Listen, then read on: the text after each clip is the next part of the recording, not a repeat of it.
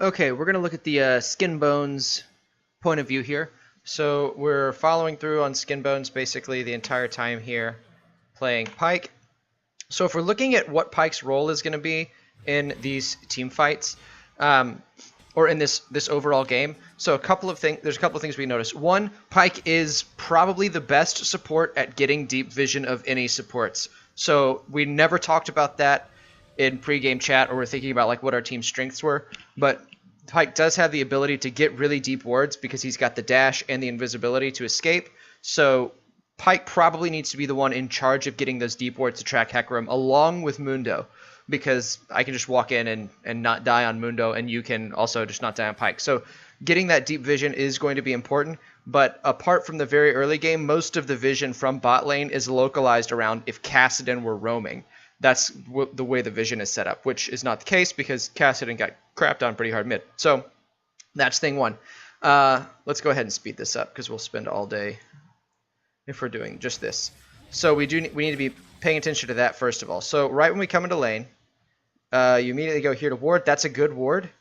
I would say the better ward might be up here, just because the Kassadin is not going to roam early at all.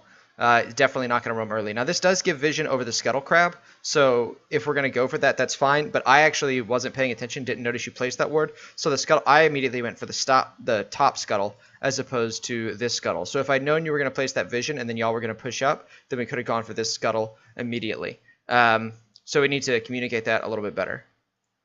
But let's get back down here on you. You started Q, I believe. Yes, we can see you started Q. I don't want the dynamic view. Why is it doing this? There we go. Okay.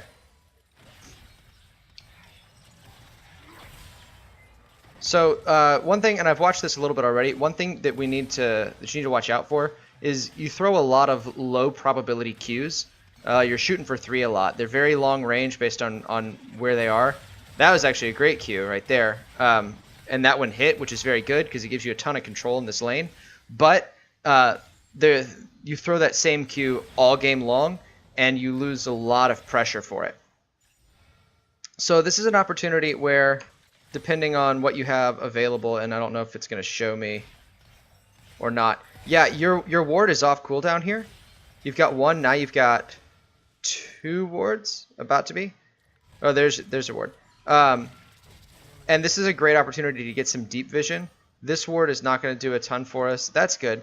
But if Hecarim is right there, then it's way too late anyway. So deep vision probably here, or even coming to this wall and throwing it right there, so you can see for lane ganks. Either one of those. That's probably the best ward though. So we back and come back in, and then here's a pink ward. This is we're going to watch this pink ward throughout the game. This is essentially 75 wasted gold. 1, because your jungler isn't very good and doesn't come gank bot lane. 2, if I'm going to gank bot lane, because I'm going to be running in a direct line, I'm probably going to want to come from the river for the angle. If I was playing somebody with a dash or something like that, that'd be fine. But I'm not going to gank through this avenue very often. And the other side of this is just that Kassadin is losing pretty badly. So if we watch this laning phase a little bit more,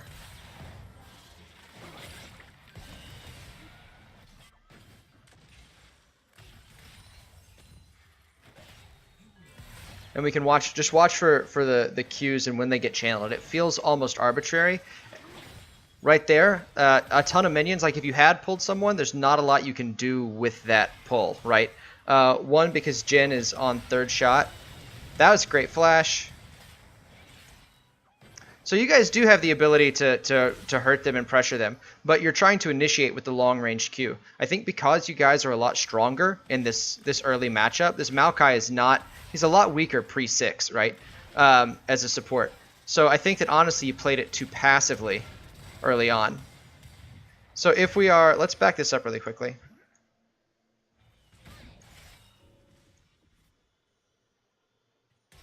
And then let's just watch this move forward. So let's see, when we see the Hecarim come in here. That ward right there that's placed by Matt is not going to see the Hecarim in time because he's about to show up here. There he is, right? And so even though y'all started running almost immediately, there's still a cost of the flash. So let's pause and go back, and let's turn on all vision.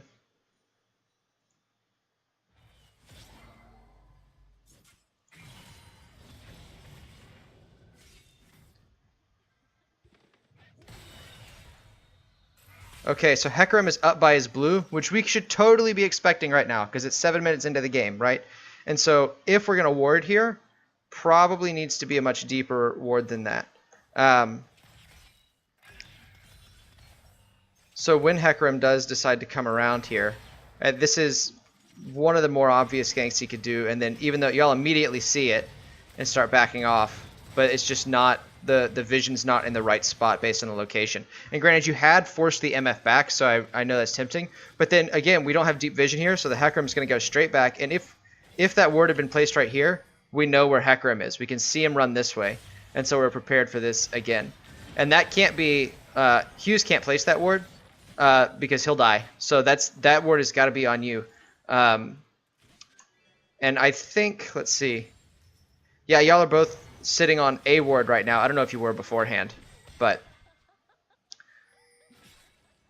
yeah, that the vision there is a problem. I'm gonna go ahead and fast forward this a little bit more. We've got more low probability Qs. And so yeah, see, when you initiated with that dash, with the invis and dash, you got her, right? So I think there needs to be a sense of power, especially with something like Jhin into MF, where MF is a much better team fighter and a much better laner than Jhin, if it's just like lane and harass. But in terms of all-out fight power early on, then that definitely goes to the Jhin Pyke.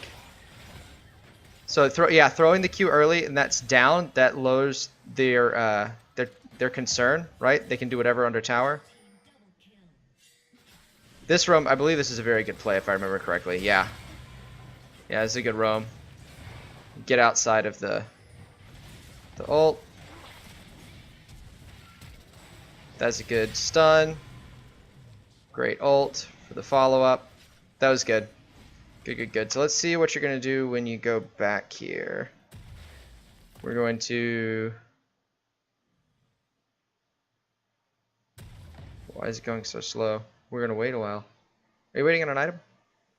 Finish that item and 1 cloth armor and 1 pink. I think it'd be better to get 3 pinks here.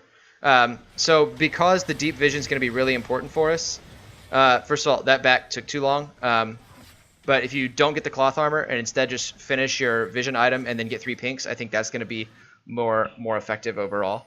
Because then you can walk those pinks up and make sure you're clearing out vision. So now that you've got that pink down, you're out of pinks now, so you don't have the ability to... That's a good kill. You don't have the ability to see anybody or to clear any vision out. It's another good kill. Good heal, Matt. So we're going to get first turret here. I'm going to die mid like an idiot.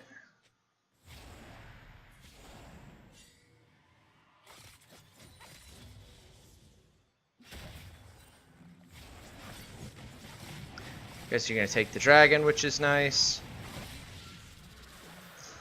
In general, one thing I'm noticing just with the overall play is that our decisions are a little bit slow. We need to increase the pace of decision making. I think bad decisions in faster succession will be better. Great stun. And ult. So, okay, let's actually pause that and go back, because I think we just saw exactly what should have happened every single time in this game. Okay, so the Hecarim is greedy, and what we need to see is we see the Hecarim, right, and then immediately back off because he's coming in, right, and he's greedy. So, I mean, like, honestly, like, what a terrible move by him. I don't think he was that incredible. I do think that we didn't respect his speed or damage. We didn't react to it. But that's exactly what needs to happen, though, is we need to try and expose him by moving away from the fight, because on his own, he's super squishy. Okay. Good, all good. Let's see where'd you go. There you are.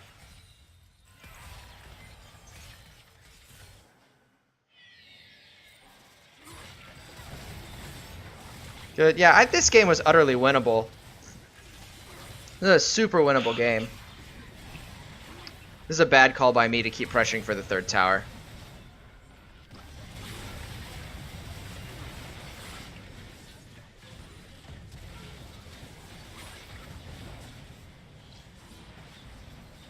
Yeah, super bad call by me.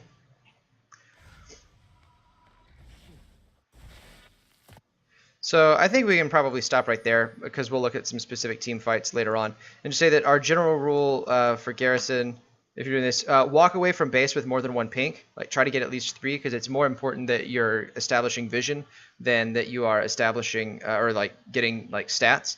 So vision better than stats. And with this lead, we really had the ability to choke out the Hecarim if everybody's trying to focus on that vision.